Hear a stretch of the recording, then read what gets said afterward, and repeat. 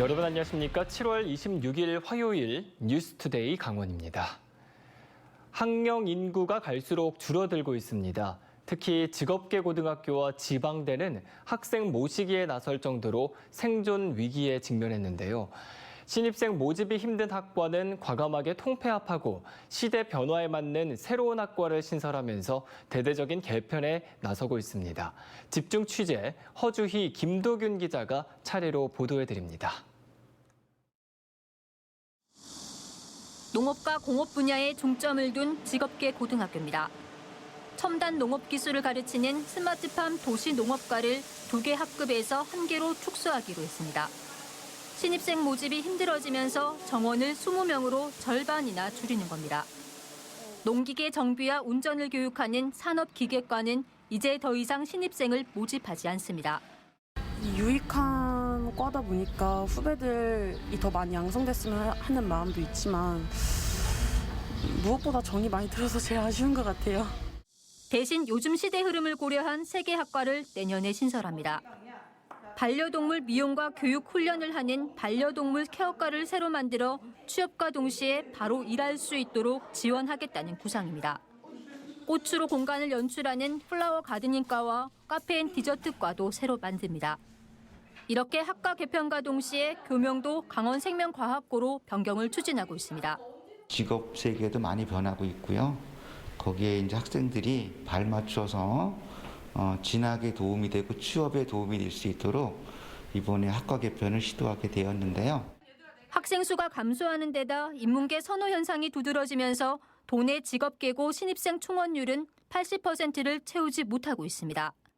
취업률도 50%에 그치면서 졸업생의 절반은 취직을 못하고 있습니다. 그래서 강원도 교육청은 다양한 시도를 통해 학령 인구 감소와 급변하는 시대적 흐름에 대비하겠다는 구상을 세우고 있습니다. 자기의 꿈을 키워갈 수 있는 그런 직업계 고등학교의 과를 만들겠습니다. 그래서 학생들이 자기의 평생 직업을 찾을 수 있도록 최대한 안내를 해주려고 합니다. 신경호 교육감의 공약 사업으로 인제 신남고는 산림 마이스터고로, 정선에는 지역 산업과 연계한 관광 레포츠학과 신설을 검토하고 있습니다. 진로를 위해 새로운 시도를 하는 건 고등학교를 넘어 대학까지 이어지고 있습니다. 바뀌지 않으면 살아남을 수 없다는 각오로 여러 가지 변화를 시작했는데요. 대학들의 고군분투, 이어서 김도균 기자입니다. 지방 거점 국립대학교인 강원대학교입니다. 제가 지금 서 있는 곳이 공과대학인데요. 4차 산업혁명이라는 시대 흐름에 따라 기존의 재료공학 전공이 내년부터는 배터리융합공학과라는 새로운 학과로 재탄생합니다. 배터리융합공학은 전기차에 들어가는 2차 전지와 차세대 배터리에 대한 전문가를 양성하는 학문인데 이번 입학 전형부터 신입생 43명의 모집을 시작했습니다. 군사학과에서 한 단계 발전한 디지털 밀리터리 학과도 신설됩니다. 강원대학교에 군사관에 관련된 과가 생긴다고 해서 찾아왔습니다. 군인이 공무원이고 이제 공무원 생각하시는 청소년분들이 많기 때문에 이제 군사과가 나오게 되면은 아무래도 잘 될 것 같습니다. 일단 학과를 만들어 놓고 3년 뒤 평가를 통해 존폐 여부를 결정짓는 가상학과도 도입합니다. 산업을 미래 사회, 현 사회를 따라잡을 수가 없습니다. 그래서 생각해낸 것이 가상학과다. 전공을 만들어서 과목을 개설을 하면 얼마든지 학생들한테 부전공으로는 학과를 제공할 수 있지 않을까 해서 한림대학교도 소프트웨어 융합대학을 비롯해 3개 단과대를 합친 정보과학대학을 신설했습니다. 수도권 쏠림 현상이 짙어지다 보니 지방대학은 신입생 모집이 더 힘들어지면서 수도권까지 가서 신입생 모시기에 나서는 등 다양한 시도를 하고 있는 겁니다. 학령 인구 감소로 위기를 맞은 강원 지역 대학들도 생존을 위해 학과를 개편하거나 신설하는 등 체질 개선에 나섰습니다. 4차 산업혁명에 발맞춰 미래 유망 분야를 선도하는 인재를 양성해 경쟁력을 강화하겠다는 대학들. 지방대학 고사 위기를 기회로 바꿀 수 있을지 대학들의 생존 전략이 치열해지고 있습니다. MBC 뉴스 김도균입니다. 지역 대학의 교수들이 어제 정부의 반도체학과 수도권 증원을 반대하며 지방대 시대에 걸맞은 대학 정책을 추진하라고 촉구했습니다. 지역대학 단체연합은 반도체 산업의 인력 수요는 고졸 사원에 집중돼 있어 대학 정원 조정이 아닌 제대로 된 투자가 중요하다고 강조했습니다. 또 고등교육 재정과 지방대학 정책에 관여하게 되는 지역고등교육위원회를 구성할 때 교수단체와 시민단체의 참여가 가능해야 한다고 주장했습니다. 교통올림픽이라고 불리는 2026년 ITS 세계총회를 앞두고 현지 실사단이 개최도시 선정을 위해 하루 일정으로 강릉을 찾았습니다. 이번 현지 실사는 대부분 비공개로 진행이 됐는데 강릉시는 현재 진행 중인 지능형 교통체계 기반 구축 사업과 컨벤션 센터 건립 등을 내세워 세계총회 유치의 당위성을 강조했습니다. 김형호 기자가 보도합니다. 지능형 교통체계 2026년 ITS 세계총회 유치를 신청한 강릉시에 ITS 관계자들이 방문했습니다. 아키오 야마모토 ITS 아시아 태평양 사무국장 등 3명의 실사단은 강릉시와 국토부의 총회 유치 계획을 듣고 주요 행사장인 올림픽 파크를 둘러봤습니다. 앞서 보고드린 바와 같이 세계총회 시설 기준을 만족하도록 계획 중에 있습니다. 국내에서는 서울과 부산에서 ITS 세계총회가 한 차례씩 열린 적이 있지만 이번 강릉의 세계총회 유치 도전은 관광도시의 지능형 교통체계를 구축한다는 점에서 차별점이 있습니다. 강릉시는 올림픽파크의 빙상경기장을 ITS 산업 전시장으로 활용하고 마이스 산업 육성을 위해 2,000명을 수용할 수 있는 국제회의장을 건립할 계획입니다. 정부 지원을 받아 추진 중인 지능형 교통체계 기반 구축 사업도 세계 총회 유치에 힘을 보태고 있습니다.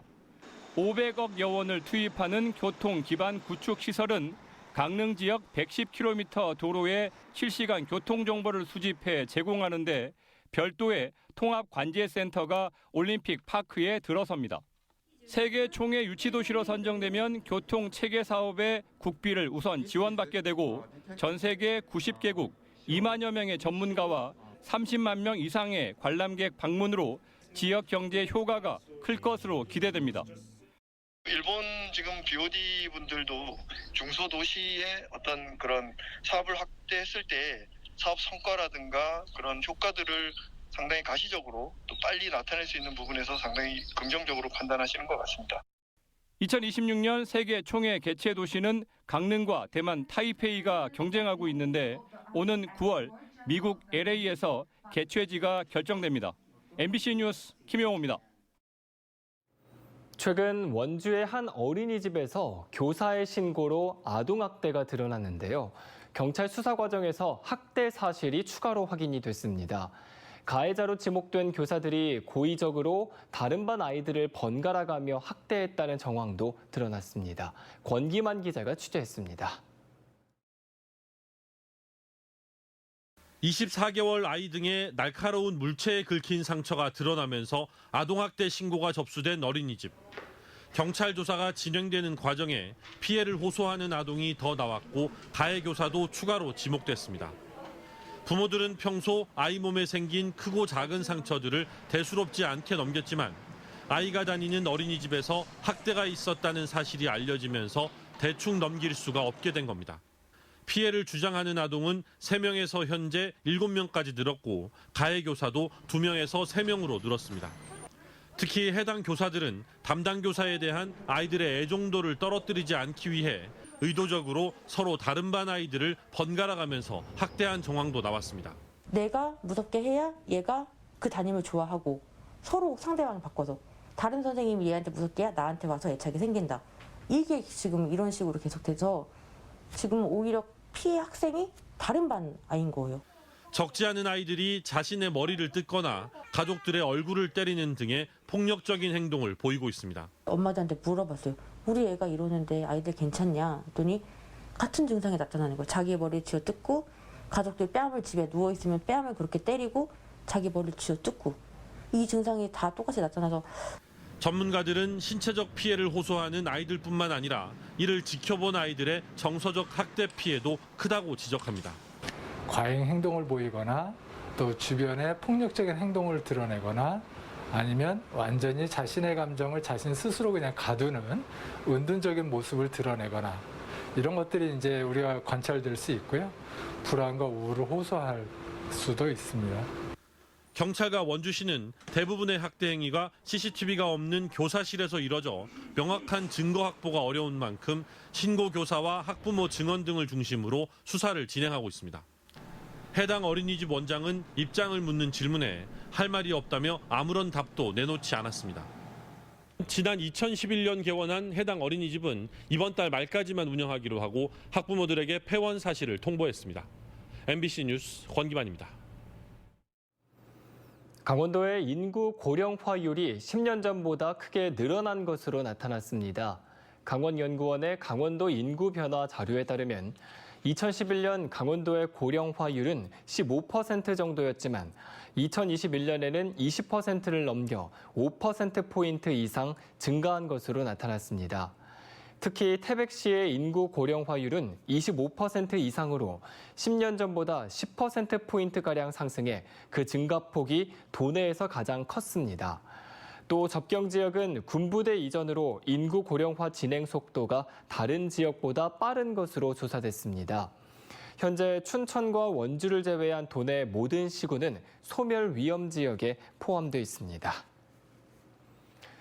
올해 상반기 도내 무역항의 화물 처리 실적이 우크라이나 사태와 중국 지역 봉쇄 등으로 인해 지난해보다 줄어든 것으로 나타났습니다. 해양수산부에 따르면 동해 묵호항과 삼척항, 옥계항 등 도내 5개 무역항의 상반기 항만 물동량은 모두 2,605만 5,600여 톤으로 지난해 같은 기간 2,701만 5,600여 톤보다 3.5% 줄었습니다. 품목별로는 시멘트와 기타 광석, 생산품이 전년보다 각각 3.1%, 12.2%가 줄었고 유연탄은 17.2%가 늘었습니다. 한국은행의 초유의 금리 빅스텝 영향으로 도내 금융기관 예금 등 수신이 늘고 대출 등의 여신이 증가폭은 줄어든 것으로 나타났습니다. 한국은행 강원본부는 5월 저축성 예금은 1조 6,695억 원 늘어난 75조 4,250억 원으로 늘었고 가계대출은 주택담보대출을 중심으로 감소 전환했습니다.